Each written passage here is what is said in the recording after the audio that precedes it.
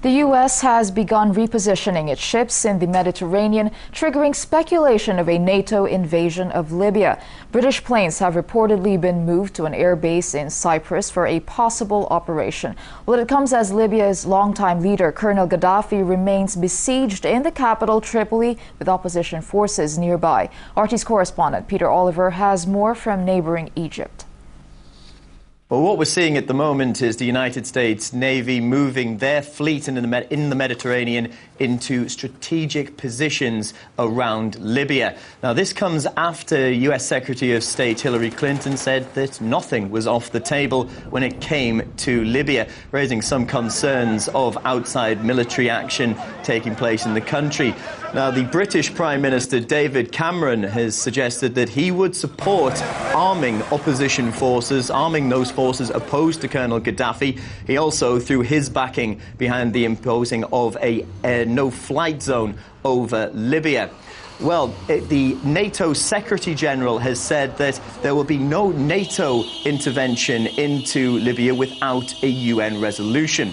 Now, a resolution seems something that won't happen. Now, this is due to the fact that both Russia and China, who have a veto on the Security Council, have both vehemently said that they will not support any form of outside intervention, outside military intervention into Libya. Now, this could lead to the words that are being thrown around are a coalition of the willing, just those people, those nations that are willing to throw military support behind intervention into Libya. Now, this has echoes of the build-up to the war in Iraq. Also, something that has troubled those people that have seen the similarities between this and the run-up to the war in Iraq are claims that Colonel Gaddafi may possess stockpiles of chemical weapons. Well, there are those that have suggested that should outside international intervention, outside international military intervention take place in Libya, it could be disastrous for relations between the West and the Arab world.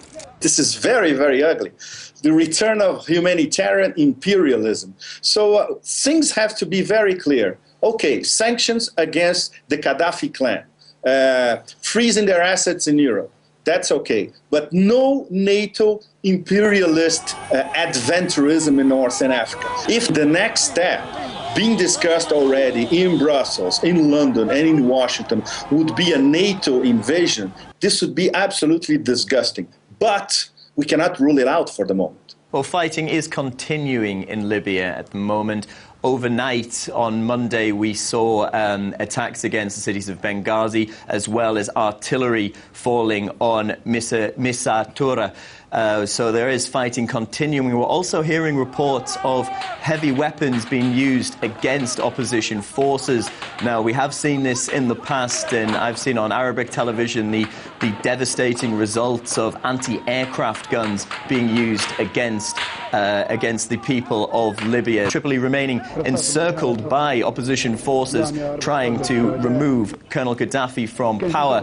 Now, Gaddafi himself has said that the people of Libya love him and will die for him, believing that the people will still fight for him and that he can remain in power. We're also hearing out of Libya that RT sister station Rosia Al-Yam, the Arabic language channel, has been blocked by forces in Libya, inside Libya, the satellite signal being jammed.